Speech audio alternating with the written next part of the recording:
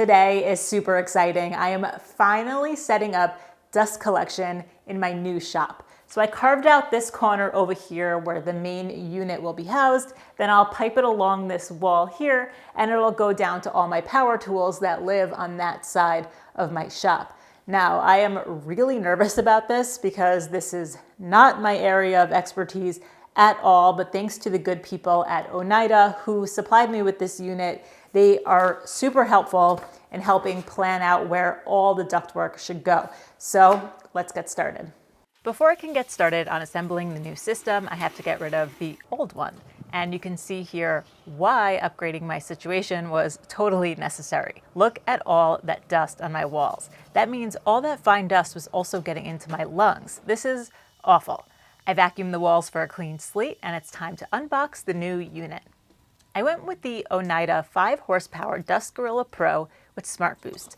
I did a lot of research on dust collectors before deciding to go with Oneida, and when I first reached out to them, I initially thought I wanted their Supercell model, which looked like a great solution for smaller shops. But after talking with them about my needs for my shop, they said it made more sense for me to go with the Dust Gorilla Pro. The Supercell is great when you're using one tool at a time, whether it has a 4-inch port or a small 2-inch port like a sander, which I thought sounded amazing, but some of my tools have 2 ports, like my table saw and router table, and I want to be able to use those ports at the same time. So that's why they suggested I go with this Dust Gorilla Pro instead that has Smart Boost technology, which automatically adjusts the fan motor speed based on how many ports are open and how big those ports are. I'll do a demo of that Smart Boost technology after it's all assembled. It's super cool. Unpacking the unit was pretty straightforward. Everything was labeled very clearly and I just made my way through the boxes, making sure to check inside anything that could be open, like the drum, where there was a box that read, "Open this first." It had the instruction manual and hardware required for assembly. The last box contained the motor assembly, which is really, really heavy. So I just left it there until it was ready to be installed, which was not easy. You'll see. This unit can be mounted to a wall or you can put it on a freestanding leg kit. I opted for the latter in case I ever want to move it, so that needs to be assembled first. I dislike following instructions, so to make it easier on myself, I like to label all the parts and sort all the hardware. Then assembly is pretty straightforward. The stand comes together fairly quickly with carriage bolts and it's easy to assemble while it's on its side. At this point, none of the bolts are fully tightened down yet. I'm going to use a 35-gallon drum on mine with the optional drum dolly, so I needed the leg extension kit. The instructions have a diagram for how tall your leg extensions need to be based on the configuration that you have in your system. After all the parts are loosely locked together, I could flip the whole stand right side up, make sure everything is square, lock down all the bolts, and put it in place. All right, moving on to the fun stuff. I brought all the components in from the garage and applied the supplied gasket material to all the required parts. This will ensure the unit has a complete seal. The instructions are pretty clear on where the gasket needs to be placed on each part. You can see in these clips I'm placing the gasket either inside the bolt holes or outside the bolt holes. I was really grateful for the pictures included in the instructions so I couldn't mess this part up. Time to actually build it. The cone gets placed on the stand, then the barrel is placed on top of that with the inlet facing in the direction I want it to. These 2 components lock together and to the stand with 12 bolts. I dropped all the bolts in place before putting on the nuts, just to make sure all the holes line up. Then I lock them all down. Well, all but one. As stated in the instructions, one of them will be used later for the plenum support brace. At this point, you need to know where you want your filter to hang. The fan housing gets placed on top, and the pre-drilled holes allow you to rotate it in 45-degree increments for different layouts of your unit. Good thing I figured this out before putting the motor on because it is heavy. There was no way I could lift that thing by myself, so I called for reinforcements. First we're gonna lift it up a little bit like this. You're gonna do that one, but then you're gonna go up the stairs, and then I'm gonna take a second to get underneath it, and then I'm gonna push it up.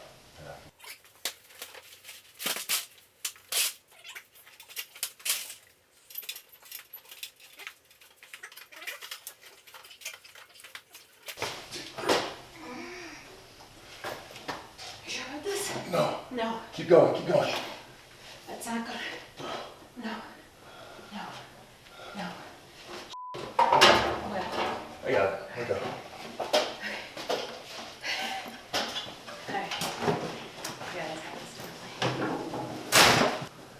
Alright. Yeah, I should do that. Maybe we should switch. When I go from here to here, I need you to push a little or pull a little bit. It may be easier for you to push it up. It's like a spot. It's like you're spotting. Look at that. 1, 2, 3, up.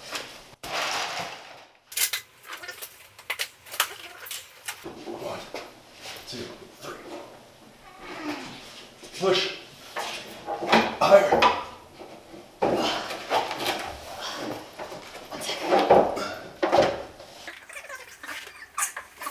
We got it up there. Well, I mean, he got it up there, but the fan was stuck and I couldn't move it, so he got on the ladder, rotated into place so all the bolt holes lined up.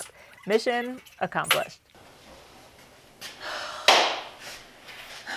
That was really the hardest part of this whole assembly process, by the way. I suggested calling some more friends to help, but he insisted he could do it, and he was right. Moving along, I locked the motor assembly to the fan housing with the supplied bolts and unwrapped all the wiring, which includes the braided filter ground wire that will be dealt with later on. I placed the filter plate gasket side up on the floor, put all the bolts in the holes, then placed the filter plenum elbow on top of all those bolts. Now it was easy to get all the washers and nuts in place. Then I could flip the whole assembly over, tighten everything down, and secure it to the outlet on the fan housing. The two lower outer corner bolts are left loose at this point so you can attach the support brace. Still leave those bolts a little loose so you can move the bottom end of the brace to one of the hole locations on the flange of the barrel. This is why one of the bolts were left loose when assembling this part earlier. Tighten that down, then tighten the top of the support to the fan housing. Time for the filter, which is a HEPA grade media filter. This is the best type of filter you can have for any shop. It's 99.97% efficient at capturing particles as small as 0.3 microns. That's super small. This hospital-grade HEPA material is made of a polyester fiber membrane that actually entraps the dust so you can be sure those teeny tiny particles won't get trapped in your lungs. Oneida has a great article on their website I'll link to down below if you want to read more about this amazing filter. After inserting the drop-in silencer to the top, there's also a stacking sound filter which will go on top of that.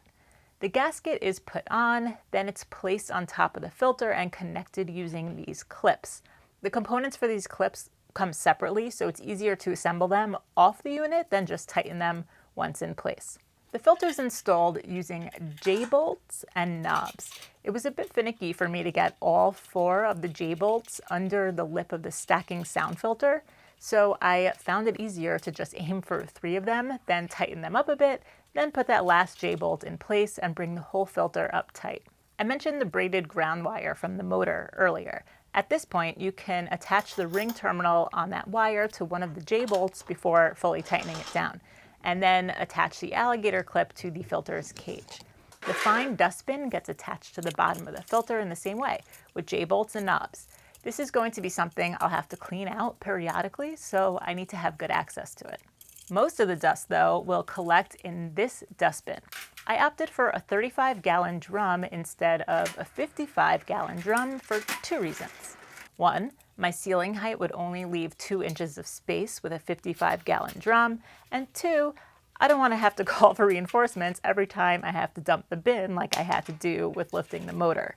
After trimming the hose to a good length, I attached the supplied grounding cable through the cone and the lid's collared inlet with self-tapping screws. The unit comes with bare wires, so you will need to supply and install your own plug. No, I will not be showing how to do electrical work on YouTube. All right, that's basically it for assembling the unit. So I can put it in its final place and add a few more touches, like securing the starter to the wall and installing the dust sentry. This was one of the features I was most excited about. This is a flashing light that goes off when the dustbin is full. How cool! After installing it to the bin, you can adjust how far up you want the light to start flashing. So I put my hand under the sensor and adjust until I think it seems right. The instructions suggest about 4 inches from the top of the bin. This way I can be sure it won't get too full and start to clog up my filter.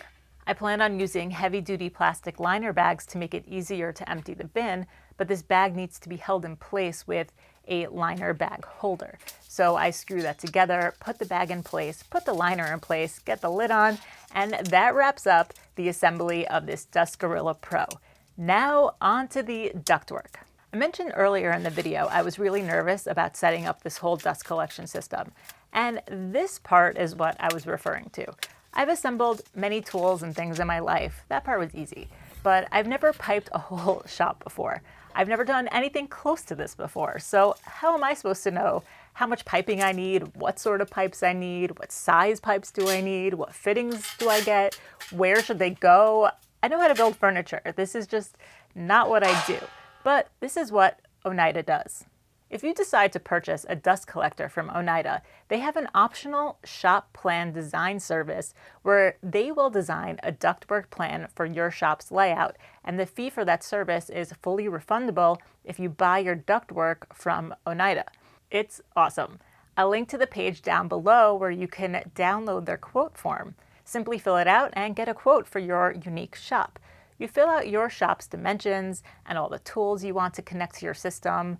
On the last page, you sketch out your shop as best as you can, then email or fax it over to them. The shop plan design service includes a 30-minute design consultation. So I called Knapp, the technical sales rep, and we went over every detail of my shop, what I have going on now, and even discussed how I can add stuff in the future. In no time at all, he got back to me with this amazing layout. I had one tweak because I decided to move one of my tools, so he went back, changed things up a little bit, and then I finally settled on this plan. There is no way I would have been able to come up with this on my own. Look at the detail for each section, down to where the blast gates need to go. Sometimes it's just better to leave these things to the professionals. With all the parts sorted, I could begin. There are a lot of different routes you can go when it comes to ducting. Oneida has a ton of information on their website. I decided to go with the quick clamp ducting because of how easy it is to install and customize later on if I make any changes to my shop. The pipes all come together with these clamps, and there is no need to seal them because the joints are super tight. You can see how once attached, it's easy to unclamp them and make adjustments. Now, I have a lot of weird quirks in my shop layout that weren't really addressed when we went over the plan, but it was all just stuff I had to figure out on the fly. Like this wall where I want to run the main line is not straight. Somewhere in the middle of the wall, it takes a bend. So I needed to lengthen that first run coming off the unit so my main line can run straight and not bump into the wall. This is where the system really shines. You can cut the pipes to create custom sizes. Just cut them about 4 inches smaller than the space that you need. I use a jigsaw with a metal cutting blade. After cutting, clean off any burrs, then slip the cut end of the pipe into an adjustable sleeve. Slide on an O-ring and lock it down with a clamp. This creates a perfect seal on the cut pipes. Now I could get that back up there and adjust it to the distance from the wall that I need. I'll use what's called the Gripple Hang Fast system to hang the rest of the pipes. I marked the center of the pipe, then marked that distance on my ceiling and screwed hooks into the joists. A loop on the end of the cable goes on the ceiling hook. Then another loop is created in the cable using the Gripple hardware. These loops can hang low at this point. I assembled as much as I could on the floor, then put it through the loops and lifted the cables using the hardware. This whole system made this so easy. Before moving on, I checked to make sure the drop location would be good, and it wasn't. Small details like the electrical panel need to be considered. I had to make sure the drop wasn't blocking it. No problem, I took it all down, cut the pipe, and adjusted the length to a better drop location. Now that I got a feel for how this was all going to go, I laid out most of the pipe on the floor in their approximate locations. But first, the lumber rack needs to go, and a quick Swiffer of the walls to get my shop nice and sparkly again. This Gripple system is amazing. I could hang all this pipe on myself without any issues. The plan made by Oneida had the approximate locations for all my tools, so the hardest part about all this was just making sure all the branches and drops would end up in good locations. Against the wall is easy to see, but in the middle of the room is a bit tougher. I took a straight board and just eyeballed where it would end up in the space, and it seemed like a decent spot, so I continued on with the installation. This area of my shop is where it started to get tricky. I mentioned the bend in my wall earlier. Right at that point, the joists also changed their angle and they weren't in line with where I needed to hang the pipe anymore. So I had to screw some boards to the joist, then I can hang the hooks anywhere I want on that board. I used a straight board coming out from the Y and eyeballed the center to get those hook locations. At this point, it was just rinse and repeat. I would let the pipe hang low, eyeball where the drops would go, cut the pipe if necessary, add the adjustable sleeve, raise it on up, and clamp it all together. Every shop is completely unique, and the situations I had to work around will probably be totally different than what you will have in your shop. So I won't go into all the details, but I'll just say the fact that this room is not square and the mini split being on that wall gave me a little bit of a headache. At this point, I wasn't liking how low it all was. I needed some more headroom, but I didn't know if I had enough parts to make that happen until this point. So once most of the main line was in, I added another piece at the start of the run that raised everything up. That's what's so great about using both the quick clamp system and the gripple system. Everything is completely adjustable, so you can change your mind as you go. Being able to add onto the system at a later date is also key. So the last pipe gets an end cap to close it all off, but I could connect pipe to there if I ever need to down the road. Now that the main line is up, I can work on assembling all the drops. This was all laid out for me in the plan set by Oneida. So I didn't have to figure anything out, I just followed what it said on the paper. Well, for the most part. I did have this one drop that would get in the way of my door, so I just added a 45-degree elbow, which was an easy fix. With all the drops, I got lucky that all the parts were a good length and I didn't have to make any cuts. And just a note, right now the locking pin screw on all the blast gates are facing the wrong way. I'll flip all those pins to the opposite sides of the blast gates. They're designed to only seal in one direction. The pin pushes the plate towards the pipe, sealing it. If it was left in the original location I put it in, there would be air leaks when locking them down, but this is only something that I realized while I was editing this. It's going to be an easy fix though. Last but not least, time to attach all the tools with flex hose and clamps. Just cut to the size you need, trying to leave the shortest amount of hose you can, and you're good. I felt like the drops needed more support on the walls, so I considered making custom brackets with a curve and getting all fancy, but I decided to keep it simple. I screwed a spacer block to a board, then screwed that board to the wall, then I could screw a strap to that spacer. In my mind, this is temporary, but I kind of like how simple it is. I also put my lumber rack back on the wall, and the top section is acting as more support for the pipes. I'm okay with losing that top rack because I always forgot even what I had on that top rack anyway. And that wraps it up. Time to turn it on and test it out.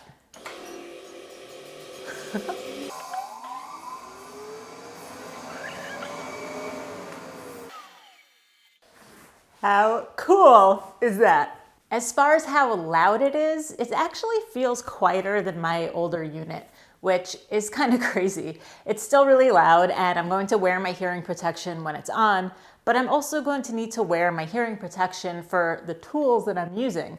So some people ask why I didn't place the unit in my garage or anywhere outside of my shop, and that's just not as simple as you may think. I would then have to create a whole makeup air situation because all this air would be pulled into a new space and it would need to be replaced from somewhere, and that's how radon and other gases get into houses. So I sacrificed this corner and I'm happy with that.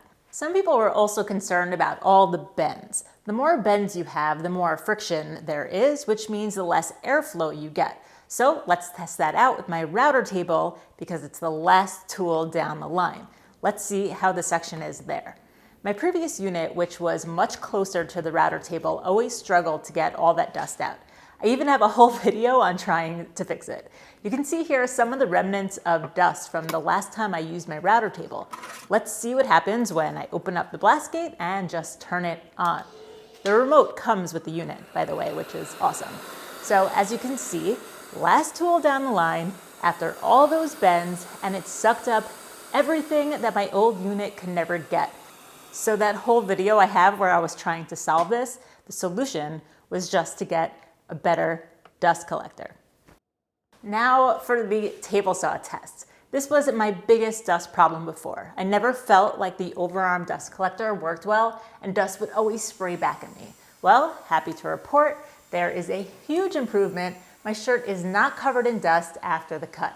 I cannot wait to see how this holds up. And now for the jointer. Yes, I said jointer. You are now witnessing the first time I am ever using a jointer in my life. Honestly, I don't know if I'm happier about the dust collection or the jointer, probably a mixture of both. You may have also noticed the floor sweep. I didn't think I would be as excited as I was for this, but man, that was satisfying.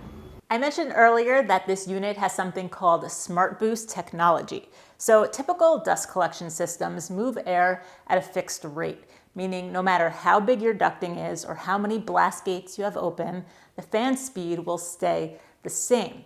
So if I forget to close a blast gate at my jointer and use my table saw, the suction would be reduced because of that open blast gate. Not with Oneida's patented Smart Boost technology. The fan speed actually changes based on the resistance on the fan's motor. So if the motor detects low airflow, it will increase the fan speed. How cool. I'm gonna try to demo this as best as I possibly can, but the sound may be difficult to capture on camera. I'm gonna start the machine with 3 blast gates open, then I'll close 2 of them one at a time. You will hopefully be able to hear the change in motor speed.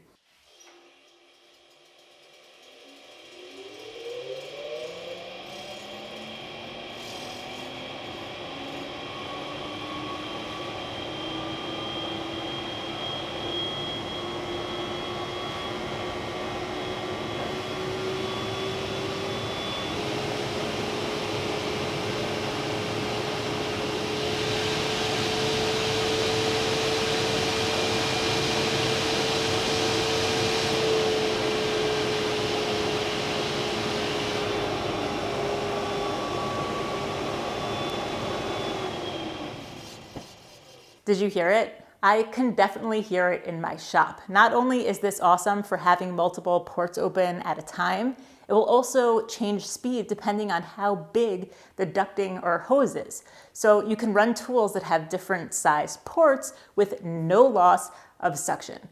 Speaking of all those ports, let's go down the line and see how everything is connected. I decided to add the floor sweep here because this area of my shop is where most of my routing and drilling is done. And those are the big chips that you just can't control and they're always here. So I thought this was the perfect spot. Each tool is going to connect to the system in different ways. The floor sweep here was supposed to go straight up and down with a pipe. That just didn't work out with this whole bend in my wall situation. So I connected it here with some flex hose.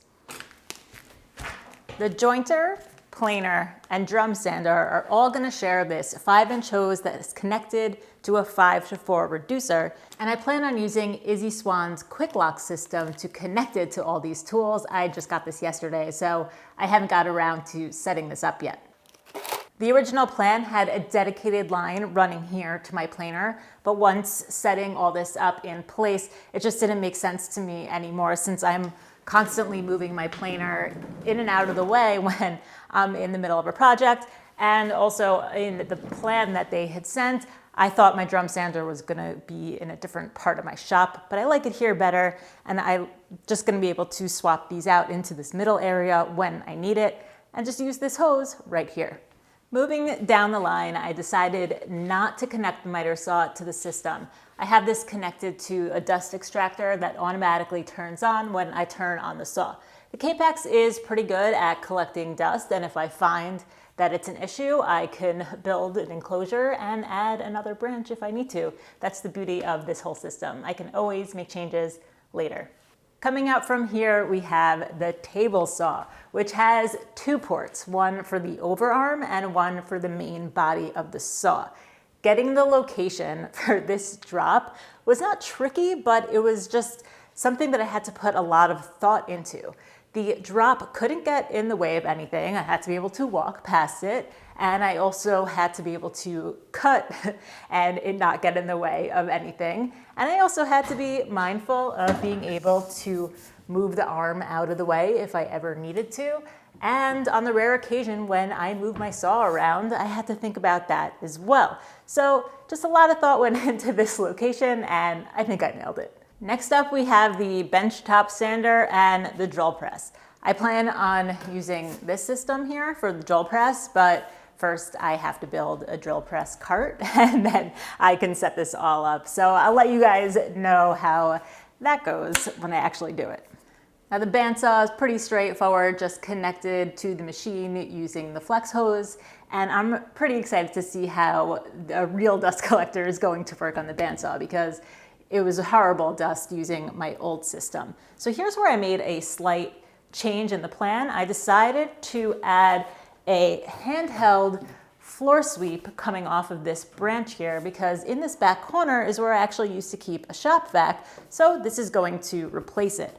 Only problem is I ran out of flex hose and I don't have one that's long enough yet, so once I get one that's long enough, I'll show you guys how that works. Last on the line, I already showed you the router table. I used to have a Y fitting that was connected through one hose, and the fence and the main cabinet was all connected through one hose. But now I decided to split up the fence from the main cabinet, just in case I want more suction if I'm doing things like dados and grooves in the cabinet. Now this whole area back here was where I struggled the most. Getting this line over here to meet up with the wall because of this weird angle and avoiding the mini split, and then also dealing with the soffit. But I think whatever I did works fine. The proof was in that video with the router table where all the dust was collected. I hope you guys liked watching me figure this all out. I could not have done this without Oneida. They are amazing. Definitely go check out the link down below so you can get a quote for your shop. I cannot wait to build my next project with a real dust collection system in place. I'll definitely keep you guys updated a few months down the line to let you guys know how I'm liking the system, if I make any changes, and all the different ways that I'm going to attach all the tools. So thank you guys so much for watching. I'll see you on the next one where I will have real dust collection and a jointer. So excited.